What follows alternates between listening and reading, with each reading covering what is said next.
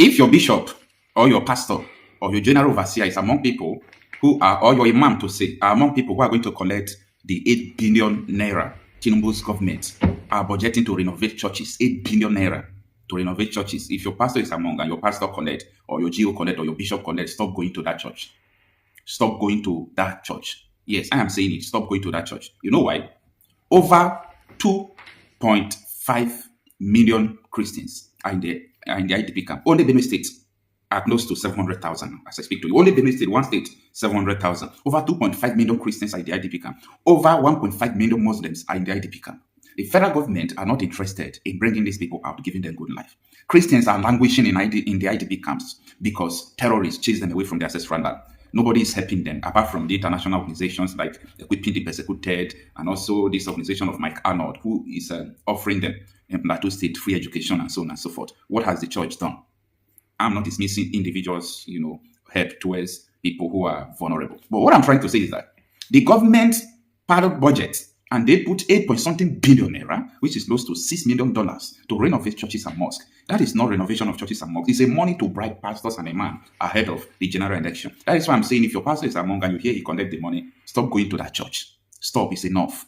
These people don't care about you. Now, do you see how are you not surprised? Both the Christian Association of Nigeria, both many pastors, they don't speak any longer. Are you not surprised? No, are you not surprised at all? Now, this money was given to the ministry. They share it that some will go to Ministry of Agriculture. Some will go to the Ministry of Works.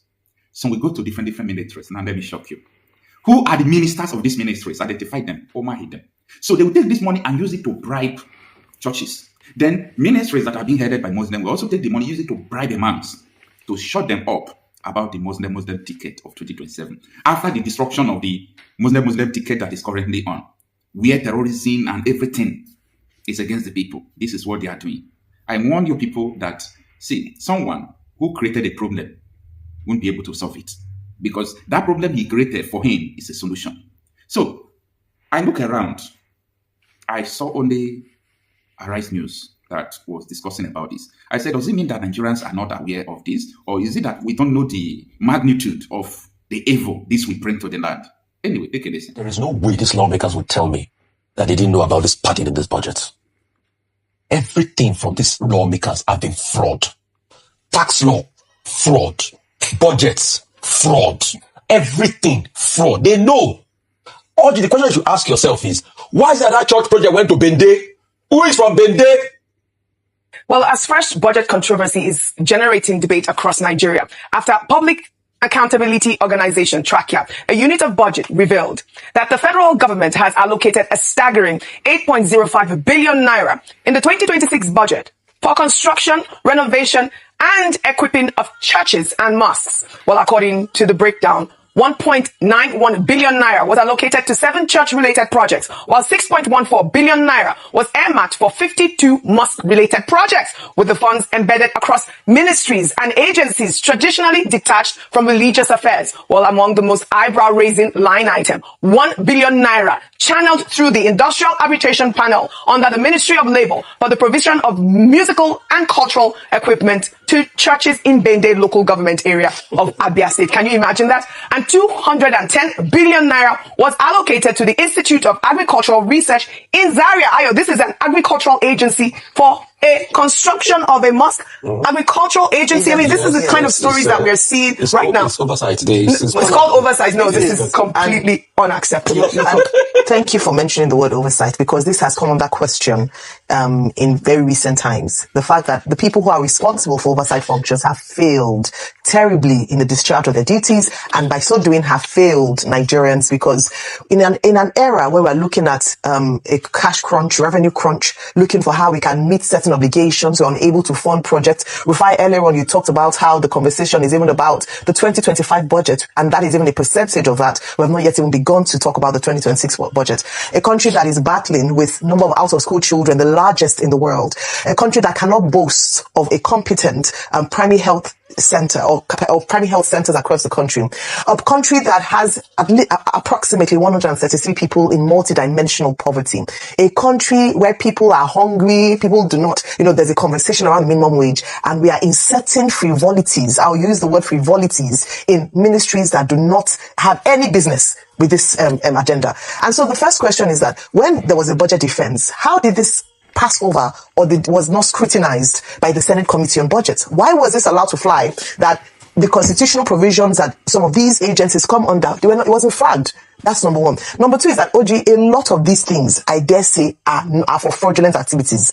They are not even to build the churches or the mosques. They are there and inserted there because, in Nigeria, you mention religious goodwill. People keep quiet because it can be quite religious. A lot of these projects, this 8 billion, they will not see the light of day with this church and mosque project. It will just go whoop, like that and nobody will ask questions. So what we are saying is that when we are talking about fiscal discipline, when we are asking that more money should be channeled to resources, when we are talking about the underlying causes of insecurity and terrorism in the Northeast and the lack of infrastructure, this is what we see. And that is why I said, and I started off by saying that the body or the institution responsible for oversight function should be brought on that question as to why there's not the budget office, number one, how this was outlined in the budget of 2026. Then the oversight functions of the Senate failed in their duty to actually protect the interests of Nigerians whom they are supposed to represent. And this cannot continue. If we look at, Adesowa, one of our anchors, Adesowa Omosage, has done a lot of work in this area, even dissected some of the items in the budget, and it is quite sad to see this happening. Please, Nigeria is a secular state. I'm a Christian, and I'm very proud of that. And there are many people who are free based on the constitution to, for freedom of religion. But there are certain things that should not be our priority at this time. And part of that, I dare say, is funding of building churches, funding of building mosques. It does not in any way help in terms of our priority for what is important. We need to stop this. Can we even begin the conversation of even funding pilgrimage endeavors? We've talked about this at length, and this corruption must stop. It is corruption must stop. I would say you want to say something, but I'll just quickly read up on what has been going. Like I said, that they had a budget for an agricultural agency for the construction of the mosque. These revelations come as Nigerians on social media are pointing out that the country's public libraries have virtually vanished. The Northern Christian Association has also waded in with Reverend Joseph John Hire questioning the wide disparity between church and mosque allocation, saying that while government support for religious projects is not inherently wrong, the allocation pattern raises serious questions about fairness, equity, and constitutional principles of equal treatment. That's what you're talking about. Dr. Rufai hasn't spoken, so let's just quickly have him speak on this. You see, these days I now laugh at the country.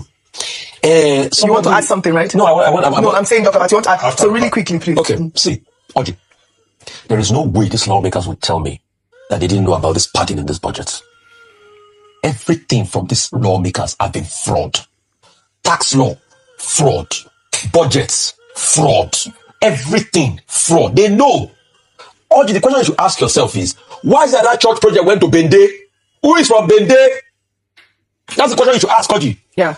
Why is that the mosque project went to Zaria? Who is from Zaria? You think they don't know? You think it's today they've been padding these budgets? Everything, fraud. Rubber stamp assembly, fraud. But maybe when we asked one of them yesterday, he started campaigning for President Tinubu. You think they don't know? They said, I don't have details on it. All I just want to say is that President Tinubu has done very well. We know. But look at it, Oji.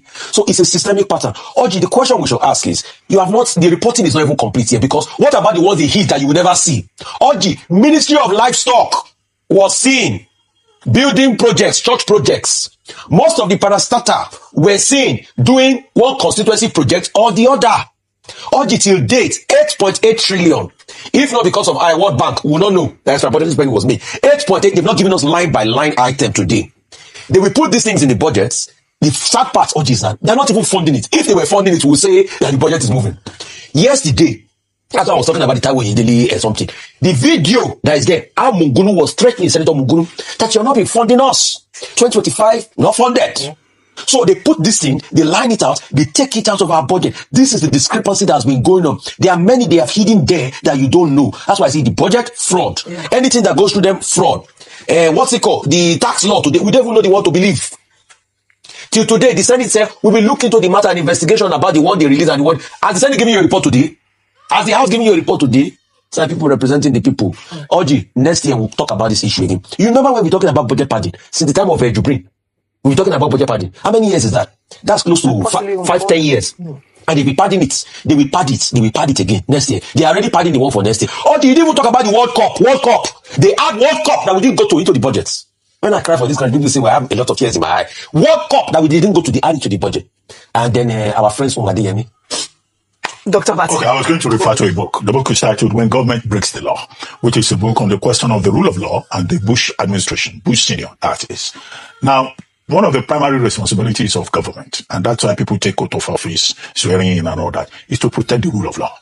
When the government itself that is supposed to uphold the rule of law breaks the law, then a tragedy has befallen the people. This is where we have found ourselves in Nigeria. Section 10 is a relevant section. It says in the 1999 Constitution that there should be no state religion adopted in the federation or any state or any part thereof. The operative word there is shall. In Section 38, the Nigerian Constitution says you have the freedom of belief, freedom of thought, freedom of worship. It does not say government should get involved in it. Government has been removed from Section 10. That this is a secular, non-partisan federation. Then you will find governors sponsoring religious leaders. They are even buying prayer mats. Very soon, Catholics will say they too, they want rosaries to be bought for them. All right. This is a situation where government breaks the law brazenly.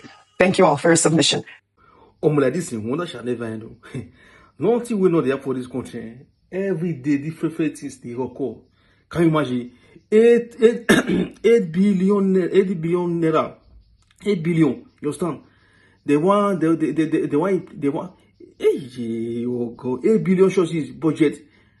90 billion implement. So as he want to donate that money to all those churches.